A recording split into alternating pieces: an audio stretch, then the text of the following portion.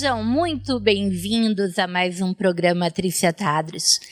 Agradecemos a audiência de vocês de segunda a sexta, às 19 horas, aqui na Record News Manaus, canal 27.1 na TV aberta ou 78 na TV fechada. E a qualquer hora do dia ou da noite, a gente se encontra no YouTube, canal Programa Tricetados.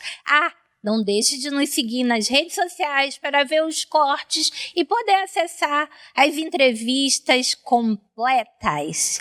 A gente hoje continua com o nosso querido João Onetti, porque uma entrevista só é pouco. Não deu tempo, Tito. Tem que fazer um podcast que nem o do Vilela contigo. Aquele que o cara vai e não sabe quando volta, né? Eu acho que são tantas histórias, né, Trícia, que se a gente fosse... se eu fosse contar isso de maneira sequenciada, né, imagina só pela essa última experiência fora, 8 meses, imagina só resumir 8 meses em um programa. Nossa, ia não passar tem aqui como, né? uma semana falando, ia ter tanta coisa. O Vilela, ele tem uma bate-caverna que, às vezes, ele chega a passar mais de 4 horas num único podcast. Eu acho que você padrão... O assunto sempre rende. Você é padrão 4, 5, 6 horas. Ou então continua amanhã, ou então dorme aí no chão. Quando acordar, a gente continua.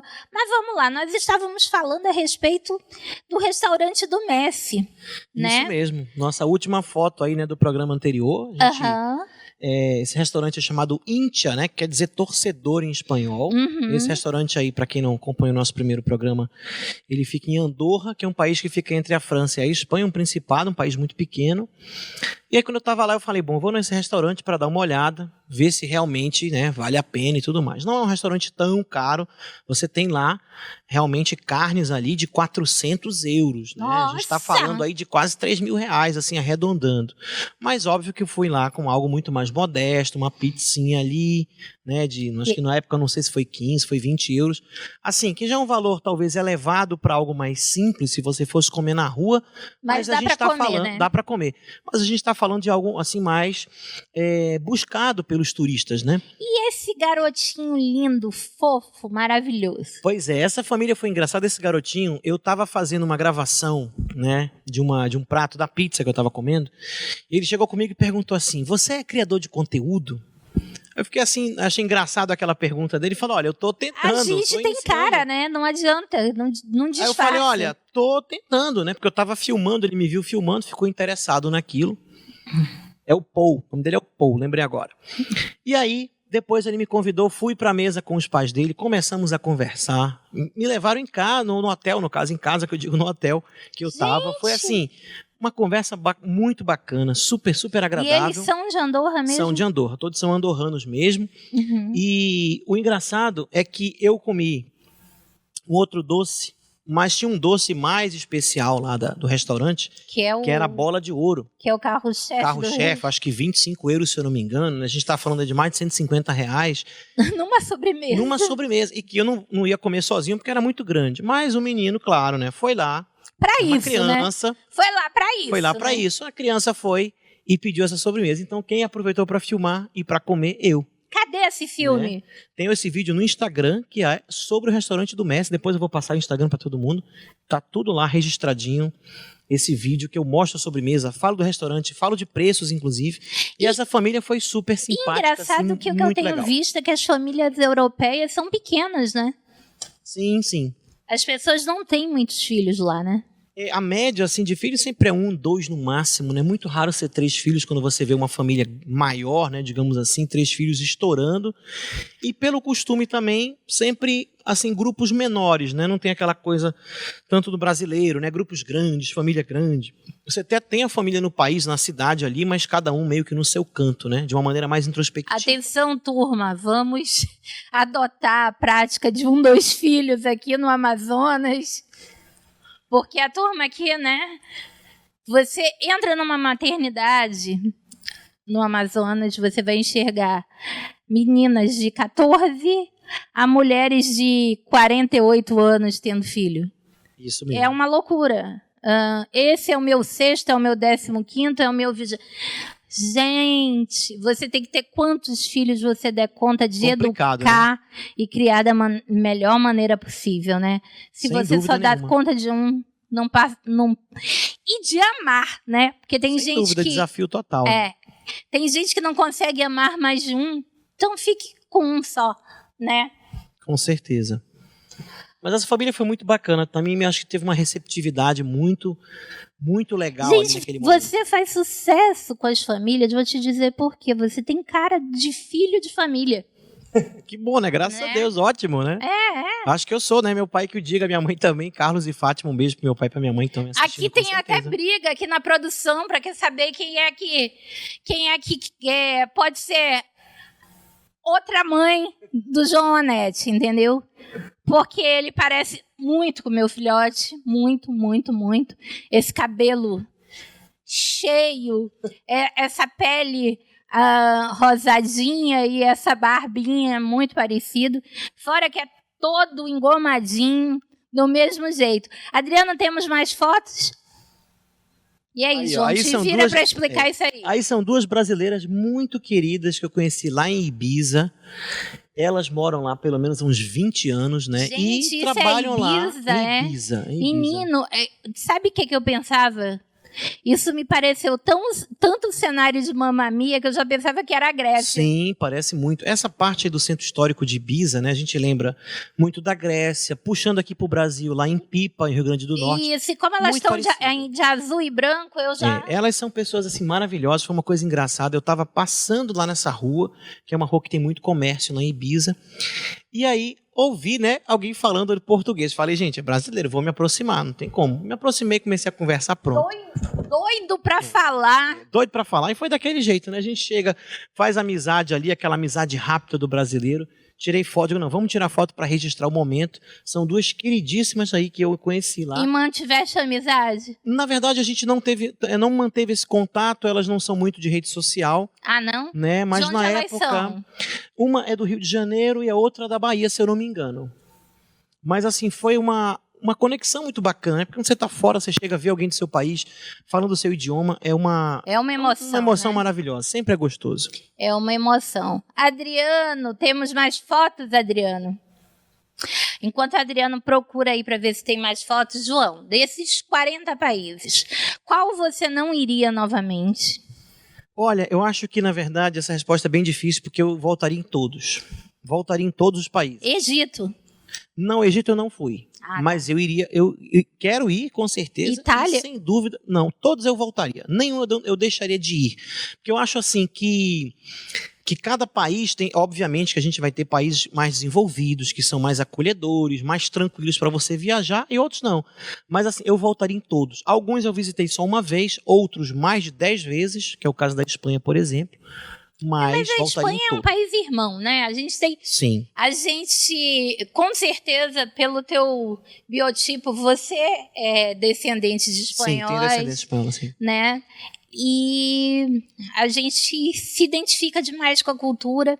E aí você tá onde? Isso aí é Trogir, uma cidade medieval na Croácia, que eu estava fazendo um voluntariado na Croácia, peguei lá um ônibus e fui parar nessa cidade muito legal, uma cidade medieval super bem preservada, centro histórico lindo. E olha só a preservação, olha a limpeza desse lugar. Super limpo, super organizado. Eu não tive a sorte de acompanhar também, bem próximo dessa praça aí, tem uma igreja de Santo André, se eu não me engano. A torre. Tem a torre, não, mas a igreja na verdade fica pro outro lado, a torre do relógio. A igreja fica bem do outro lado que eu estava. Eu acompanhei um casamento croata. Assim, uma cerimônia linda, foi algo marcante também que eu postei também no Instagram, porque é um casamento com fogos de artifício, com a bandeira da Croácia. Aí vem todo mundo saindo da igreja até saírem os noivos. Bem diferente, algo bem diferente, né? Bem bacana. Adorei também. Tem muita coisa, né? E quais os países que você está mais ansioso para visitar? Olha...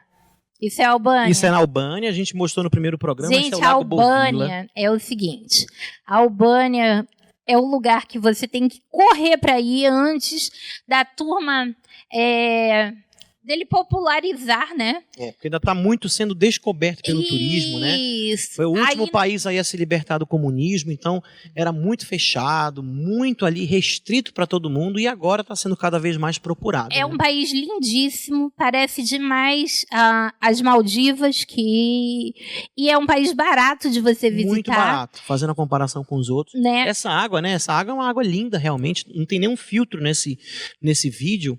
É totalmente zero filtro.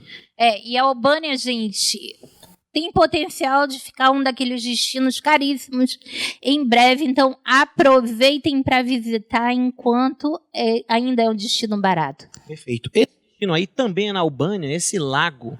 Isso aí foi uma das aventuras mais, assim, doidas que eu já fiz. Mas né? andar nessas pedras aí é impossível, né? Muito difícil, mas eu fui. Foi uma aventura muito louca, eu diria assim. Porque esse lago aí é um vilarejo chamado Pelumbas, que fica também fica na Albânia, fica próximo de Tirana, que é a capital. E eu fui nessa área, é uma área de mata, e eu fui sozinho. Andei por aí sozinho, depois que eu postei, meus pais ficaram assim, retiro minha intenção de ser uma das tuas mães, porque coitada da tua mãe, o cara vai sozinho. Minha mãe, meu pai ficou, meu filho, você foi sozinho. Papai, tá tranquilo. Era uma área de mata, mas obviamente eu sinalizei para alguém no início do vilarejo que eu estava caminhando até lá, é uma trilha, né? Só que assim, uma trilha em uma área normal de mata. Óbvio que não é uma mata com uma floresta amazônica, eu não ia encontrar lá uma onça, não ia ser atacado ali, não ia ter eu não ia nadar no lago com uma sucuri do meu lado, óbvio, mas assim, tem seus perigos, seus riscos, né? Mas assim, cheguei nesse local lindo. Eu até postei no Instagram e coloquei o título de hidromassagem na Albânia, porque eu consegui deitar numa área próximo dessas pedras e a paisagem deslumbrante. Esse é um homem corajoso, porque imagina se ele tropeça numa pedra dessa, até que alguém chegue. Mas eu nunca penso o pior. Eu sei que pode acontecer, né? Mas isso aí é outro destino na área dos Balcãs ali, lindo também. Isso é a cidade de Omiš, na Croácia, também uma cidade medieval linda, com essa água aí, ó, zero filtro. Se o Adriano conseguir colocar pra gente de novo, dá Adriano, play. dá um play aí de Olha novo. só, olha a cor dessa água. Olha só. Assim, gente, é uma água que é impressionante. totalmente transparente. Transparente, parece uma piscina gigante. Isso aí já era final do verão, ou seja, final de setembro. Isso aí é o que a Lagoa Rodrigo de Freitas, se não fosse poluída, deveria ser. Isso é paradisíaco, né? Total. Aí eu cortando isso grama. Realmente é muito relevante para o nosso conteúdo aqui. Nossa, de uma relevância. João Onete cortando grama. Eu cortando grama. Porque o teu voluntariado era... Cortando grama na França, aqui numa cidade chamada Tourville-la-Rivière, próximo de Paris. Antes disso aí já é o Palácio de Buckingham, mas antes de a gente falar do Palácio de Buckingham, vamos falar do corte de grama. Eu cortando grama aí num voluntariado, quer dizer, eu me inscrevi numa plataforma e lá eu não tinha um salário, né? O meu trabalho era fazer jardinagem, pintura, invernizar, em troca da hospedagem e da alimentação. Então tinha café, almoço e jantar. E ainda era um voluntariado bom, né? Que tinha muito alimentação, porque tem uns quarto que só são hospedagem, né? Isso, esse era quarto só para mim, café, almoço, jantar. E a experiência, né? Porque essa grama aí eu cortei, não tinha nem muro, era o Rio Sena atrás. Então assim, era uma paisagem maravilhosa. Gente, que coisa maravilhosa. A gente vai pedir o segundo bloco, né? Vamos ter que pedir um intervalinho, porque vamos pro break. Conversa com ele voa. A gente volta já já.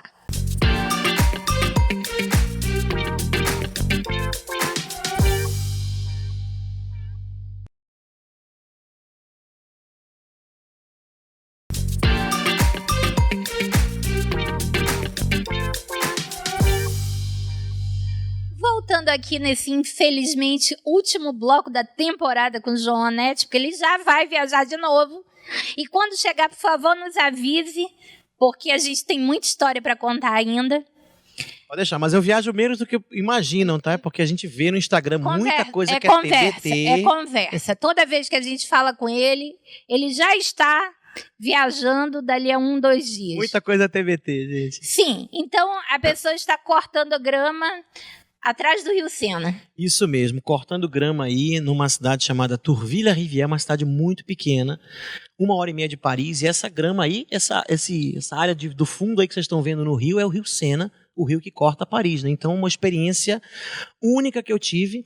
Esse lugar era um centro de yoga que estava precisando de reforma. Eu me inscrevi numa plataforma de voluntariados, né? E fui embora. Estava em Portugal, peguei e fui de ônibus até a França, porque a passagem na época para comprar em cima da hora estava muito caro, eu não queria gastar. Fui de ônibus, 32 horas, cheguei em Turville. Mas a paisagem já vale, né? A paisagem vale a experiência, né? Porque é único, né? Você tá lá cruzando Portugal, cruzando a Espanha, cruzando a França, até chegar lá. É algo assim maravilhoso. E fiz o voluntariado, fiquei um mês lá nessa cidade, foi fantástico. Bom, a gente vai já falar sobre o voluntariado, mas vamos ver um pouco mais de fotos, aquela da Croácia. Ah, não, esse é o Palácio de Buckingham. Palácio de Buckingham, né? Jardim aí. A pessoa está Jardins do Palácio de filmando do outro lado e ela aproxima... Ai, que tiro foi esse? Pois é, essa área onde fica a rotatória do Palácio de Buckingham, né? Essa área dos jardins, né? Que na verdade são vários parques, né? Porque Hyde Park, Kensington Gardens, tem vários nomes porque são todos interligados, né? E é uma área gigantesca, né? O Palácio de Buckingham é gigantesco, o jardim é lindo. Essa época aí, isso aí era dezembro, né? Do ano passado. Então, assim, a gente está falando de fim de ano, frio, época natalina, feiras de Natal, né, na proximidade dessa área do Hyde Park, então muito legal. O povo tá encapotadíssimo. Olha só. Ah, pronto, voltou. Esse aí já é um vídeo que é já voltou para próximo. Albânia. Aquele vídeo que eu mostrei ainda há pouco no nosso primeiro bloco aqui, lá de Pelumbas, é eu deitado aí, lá nesse lago, nessa área em Pelumbas, lá na Albânia. Que isso aí foi uma hidromassagem, porque a água muito gostosa, as pedras, eu deitei ali, foi uma coisa totalmente relaxante. E só eu aí. Então foi uma certa loucura, porque eu estava sozinho aí. Voltei numa trilha, fui e voltei sozinho. De novo o Grand Bazar, já mostramos. O Grand Bazar, Adriano, esse aí pode passar, que já falamos a respeito do Grand Bazar na Turquia. Aí de novo Ibiza, porque como eu mandei as fotos de maneira aleatória, né? Sim. Ibiza. Olha esse mar. Que coisa louca. Marzão, né? Marzão Mediterrâneo maravilhoso. Essa área da Fortaleza em Ibiza, né? A da Altvila, que é a cidade alta. A gente vai... Tem a parte ali onde tem o aeroporto, onde tem o porto, e você vai subindo até essa parte mais antiga, que é maravilhosa, com esse visual aí que é imperdível, né? Isso era verãozão, julho do ano passado. Passei meu aniversário lá, então foi uma experiência, assim, maravilhosa. Bom, agora a gente vai dar uma paradinha nas imagens. Temos só esse último aí, queria só... Tá. Esse último que é bem bacana, esse aí. Tá. Esse último aqui, que também é... A gente tem essa paisagem parece um mar, mas isso é um lago. É o Lago Ohrid. O lago mais antigo da Europa, tem 2 milhões de anos. Fica na fronteira da Macedônia com a Albânia, e isso aí é a Macedônia. Um lago que parece um mar, é gigantesco, transparente também, maravilhoso. É a nossa Baía do Buiuçu, versão albanesa e macedônia. Agora, Joanete, eu sei, a gente vai parar um pouco, né, de ver isso, porque eu sei que a turma está em casa se perguntando como é que faz para viajar sem ter que pagar hospedagem através do voluntariado. Então, explica como é que funciona o voluntariado. Existem trabalhos voluntários que te dão a hospedagem, existem os que te dão hospedagem e alimentação, né? Explica a diferença e depois explica como que as pessoas fazem, né, os jovens fazem, para procurar esses programas de voluntariado. Perfeito, então tem plataformas de voluntariado, né? Tem uma que é a Workaway e outra que é o Worldpackers. Depois Vamos lá no Instagram, repetir? Workaway. Né? E a Worldpackers, que lá no Instagram depois eu vou passar para vocês no Instagram, vocês podem me perguntar por lá com certeza. Essas duas plataformas são muito conhecidas. Eu fui pela Worldpackers. O que eu fiz? Eu fiz um cadastro que custa $50, né? Então na média R$250, arredondando. Esse cadastro vale para um ano. E é um valor, se você for parar para pensar, muito baixo. Porque você vai fazer um cadastro, vai fazer uma espécie de currículo. Você vai colocar o que você sabe fazer, o que você gosta de fazer, o que você está disposto a aprender e o que você quer contribuir. Você coloca tudo isso aí naquele molho todo, idiomas que você fala, curiosidades sobre você, o seu perfil, e você começa a aplicar. Aplicar para quem? São 140 países nessa plataforma que eu me apliquei. Você tem aí oportunidades em tudo que é lugar que você imagina. Aqui no Brasil, na Europa, na Ásia. O Brasil teria o quê? Para quem vai começar a trabalhar no voluntariado, teria o quê? Olha, o que vai ter no Brasil? Geralmente vai ter um hotel fazenda, vai ter uma fazenda, um hostel. Ou seja, trabalhar com limpeza, trabalhar com organização, trabalhar cuidando de animais, cuidando de jardim. Recepção. Aí como é que funciona? Você vai fazer o cadastro, você se aplica e a pessoa vai ser tipo um recrutador. Ela vai te aceitar ou não, né? Ok. No meu caso, eu me inscrevi para vários lugares. O primeiro que me aceitou foi na França, nesse lugar onde eu fiz o voluntariado. Você começou pela França? Comecei pela França. Lá na escola de yoga? Lá na escola de yoga, no centro de yoga. E eu tive essa sorte de ser um lugar que tinha café, almoço e jantar e hospedagem. Olha que maravilha. Assim, e quarto individual. Quarto individual. O que é muito importante porque a grande maioria dos franceses fuma, né? Sim. Mas a vantagem lá, por ter essa pegada, digamos assim, mais saudável, a própria anfitriã não fumava. Ela disse que já foi fumante, mas não fumava. Então, assim, era tudo muito natural, muito tranquilo. Mas quarto individual, café, almoço e jantar. Nesse caso, tinha essa especificidade. Aí de lá eu fui para uma vinícola. Café, almoço, jantar, quarto individual. Maravilhoso. Olha só, rapaz. Vinícola em Portugal. Maravilhoso. Em Marco de Canaveses. E só eles te escolhem ou você tem que dar o match? Na verdade, assim, eles podem te escolher também sem você fazer a proposta. Eles podem te fazer um convite, né? Eles podem fazer um convite, olha, analisamos o seu perfil, achamos que você se aplica aqui, que você se encaixa nessa vaga, né? Mas é claro que não precisa ter esse match, digamos assim, ou seja, ou você ou ele, se ele olhar, achar que é ok, ele te sinaliza, você vai ter um seguro pela plataforma, é tudo organizadinho. E às vezes você pode ver um lugar e dizer, eu quero aplicar para esse ou não? Totalmente, você pode aplicar para 10, 15, 20, 100 lugares de uma vez só. Então você tem essa liberdade. Eu me inscrevi para a França e outros lugares, recebi negativa de uns, alguns só ignoraram, não disseram nada. E negativa? Sim, várias negativas. Tenho certeza que é pelo fato de ser brasileiro, né? Não, na verdade, eu acho que assim, às vezes é muito do perfil. Às vezes o perfil, ele esconde muito, né? As pessoas têm muito a mania de julgar, né, pelo perfil, ou às vezes a data que você quer não rola, né? Às vezes o que você está disposto a fazer ali, a pessoa pode achar, será que ele vai fazer isso? Será que ele vai dar conta? Será que ele está afim de ficar aqui? Porque muita gente pensa assim, vou para um voluntariado, não vai ganhar dinheiro. Será que ele está afim só da experiência? A experiência, às vezes, vale muito mais que o dinheiro, né? Mas o que está nessa tua ficha? Esse teu cadastro diz que você está apto a fazer o quê, Jonas? Lá é o seguinte, você coloca o que você sabe fazer e o que você está disposto a aprender. E o que você sabe fazer? Aí eu coloco lá idiomas, aí eu posso falar questões de comunicação, eu posso falar limpeza, coisas gerais que qualquer pessoa pode ter uma predisposição para fazer. Mas tem lá no teu perfil que você... faz manutenção de gramado, pintura. Não necessariamente. O que você pode fazer? Você coloca que você está predisposto àquilo. Aí depois que você vai para algum voluntariado que já fez aquilo, o que é o bacana? O anfitrião vai lá e te recomenda. Então você fica com aquele selo.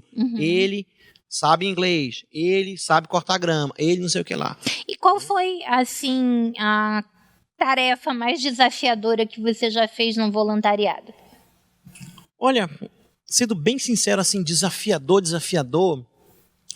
é bem difícil falar, porque eu acho que foi tudo muito natural. Por exemplo, cortar grama, invernizar, pintar, não foi nada de bicho de sete cabeças. Foram coisas que eu já fazia quando morava em casa, meu pai mas ninguém te pediu para tirar colmeia de abelha de algum lugar. Nada desse tipo. E tipo, limpeza, organização, tudo muito tranquilo. Não foi nenhuma tarefa assim, nada tão, meu Deus do céu, surpreendente, cansativo, não complicado. Era para pegar um quarto de uma acumuladora, era só para fazer uma manutenção de um espaço. Algo bem básico, bem tranquilo mesmo.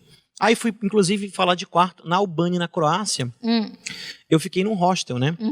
Então, dividia quarto. No hostel, eu dividia quarto, tanto na Albânia quanto na Croácia. Na Albânia, tinha café e almoço. Trabalhava 4 dias por semana, folgava 3. Era maravilhoso. Maravilhoso. Né? E na Croácia, só tinha um dia de folga, mas não tinha nenhuma refeição. Porém, só trabalhava 2 horas por dia. É um trabalho muito light. Começava meio-dia, 2 da tarde já tinha acabado. Meu Deus. Mas e com relação ao custo da alimentação? Pois é, custo da alimentação, é claro que tudo tinha que ser por minha conta ali por fora, né? Ou seja, ou você vai cozinhar no local, ou você vai comer fora, você vai se virar. Como eu estava ali sozinho, tipo, ou cozinhando, ou então comendo fora mesmo. Qualquer coisa é qualquer coisa. Uma pizza, um sanduíche, cada dia é um dia, né? E na Croácia, tu fazias exatamente o quê? Na Croácia, também voluntariado de limpeza e organização do hostel. Em 2 horas tu conseguias fazer a limpeza do hostel? Como a gente já estava no final do verão, já baixa temporada, ou melhor, fim da alta temporada, início da baixa temporada, era muito light. Então, assim, arrumar uns quartos, tinha vários voluntários, tinha uns 5 pelo menos, arrumar um quarto, arrumar um lençol de cama, varrer, assim, atividades muito tranquilas. Mas é comum ter tantos voluntários num só? Nesse caso, acabou que eu acho que foram ficando voluntários cativos lá do local. Agora, por falar em desafio, no primeiro dia que eu cheguei na Croácia, em Split, cidade de Split, que é a segunda maior cidade da Croácia, foi interessante porque eu cheguei justamente num quarto onde tinham vários jovens, acho que da Noruega, e eu tirei 42 garrafas. Caraca. Cerveja, refrigerante, suco, água. Garrafas cheias, garrafas pela metade, garrafas fechadas, garrafas vazias. Então, assim, aquele nojo. Mas nada também, você não está pegando ali em algo, né? Eu não peguei diretamente em uma matéria orgânica. Mas, gente, esse pessoal estava quase entrando em coma alcoólica. Né? Pessoas, assim, eu diria pessoas imundas, né? Mas a gente pensa que tem gente imunda em qualquer lugar. Então, assim, foi interessante você perguntar sobre o desafio. Não foi um desafio, mas foi algo que eu fiquei, caramba, sim. 42 garrafas no quarto. Esse é o grande problema de quem tenta alugar por temporada. Você nunca sabe o que vem. E, às vezes, o que acontece? Você aluga ali por um período, né? E já tem outro entrando, só que o tempo, né, de organização ali seria para uma organização, uma limpeza normal, não para essa destruição que alguns fazem, com certeza, porque o hostel é um local mais simples, mais prático, geralmente para jovens, mas assim, não dá o direito de você estar num quarto, né, eles ficaram por uma semana e você deixar a garrafa lá. Pô, não tomou? Esvazia o líquido, pega a garrafa, coloca na sacola. Mas não deixaram espalhados, assim, uma coisa assustadora, eu diria. Eu, como venho da hotelaria, eu estou bem acostumada com isso. Infelizmente, o nosso tempo terminou. Mas, João... Queria só deixar o Instagram antes disso. Ah, claro. O Instagram é Onete Pelo Mundo, ONETY Pelo Mundo, ou João Luiz Onete, você me acha também na rede social. Qualquer pergunta, qualquer dúvida, pode perguntar. E agora eu quero uma promessa. Vai voltar, né? Vamos lá. Quando é que você volta? Não, na verdade, eu tô por aqui. Eu não vou me mudar por enquanto. Não, vai viajar segunda-feira. Viajar, mas uma semaninha só. Então, olha só, Net pelo Mundo, não tem como errar. Obrigada pela audiência. Um beijo pra vocês e fiquem com Deus.